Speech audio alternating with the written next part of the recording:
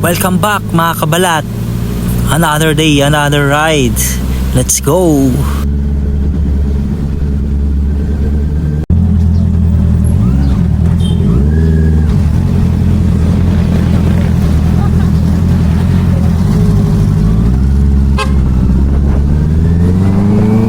Papunta tayo ngayon sa Manawag para ipa-bless ang ating motor.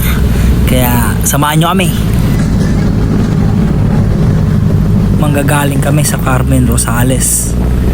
Tatawarin lang natin tong Villasis papuntang bypass. At ito nga yung makasaysayang tulay nga. Nagko-connecta sa Villasis at Rosales. Tingnan nyo naman gaano kaganda yan. Lalo na OBR ko, sobrang ganda. Sheesh!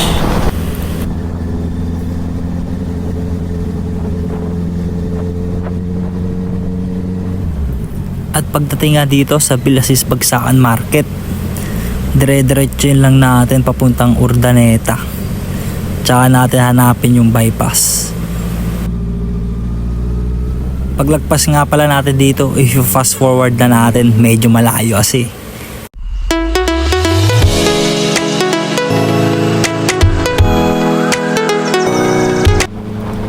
Bago dumating ng bayan ng Urdaneta, makikita nyo na tong kaliwaan dito.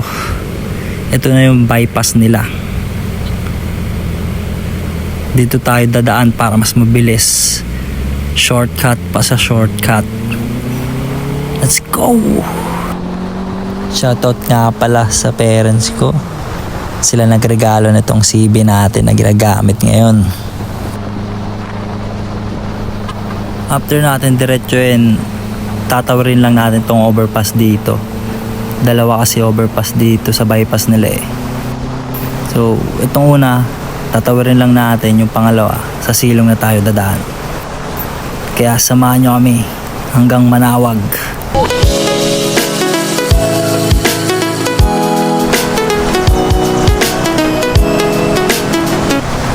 Dito na tayo sa pangalawang bypass, no?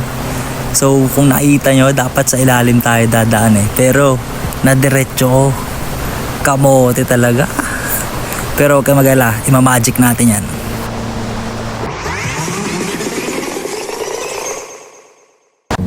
O diba? Magic. Andito na tayo sa ilalim. So pagdating sa dulo, kakaliwa tayo.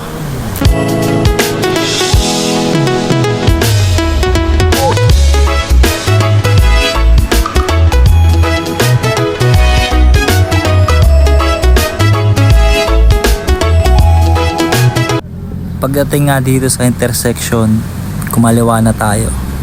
Tapos dire-diretso na to hanggang Manawag.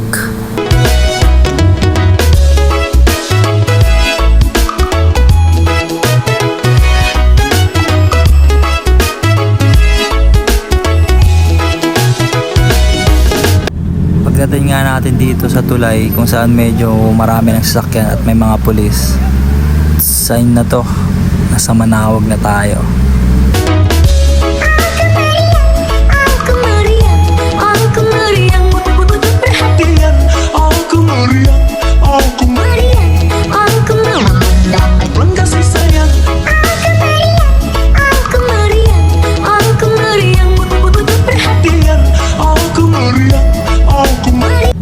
Pagdating dito sa unang kanto, kakanan lang tayo. Ayan, may mga ano dyan, nagbebenta ng kandila. I-guide nila kayo dyan kung saan yung blessing area.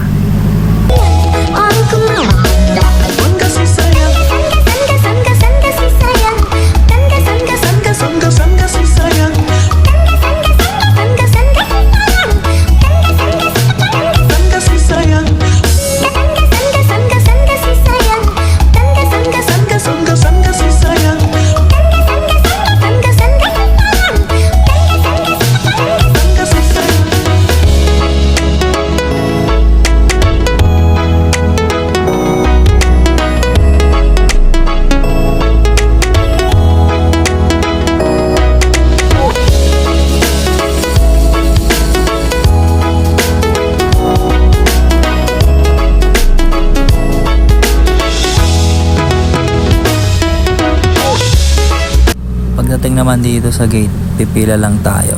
Tapos maghintay lang tayo konti.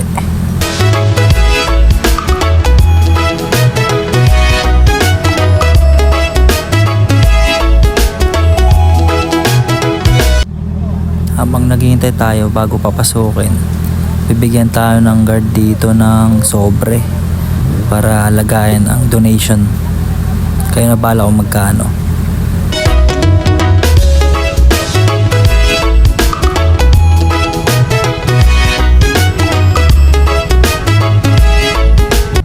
Sa parting to, tinanggal ko na jacket ko. Tumatagos na yung init eh. Makikita niyan mamaya sa pawis ko.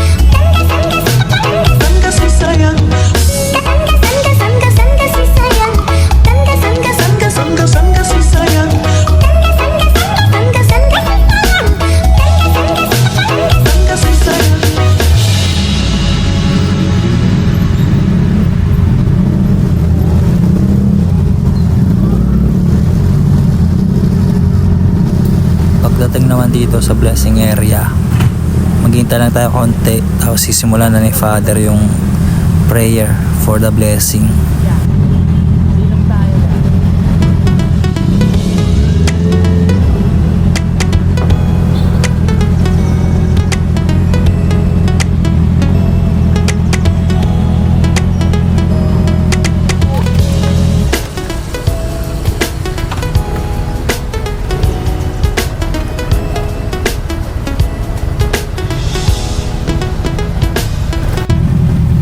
Tapos na nga yung prayer, no?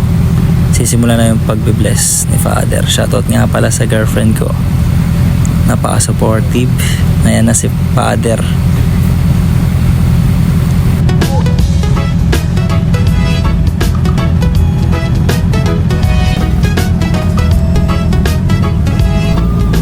After nga ng blessing, lumabas na kami dito para maghanap ng parking kasi magtuturo kami ng kandila.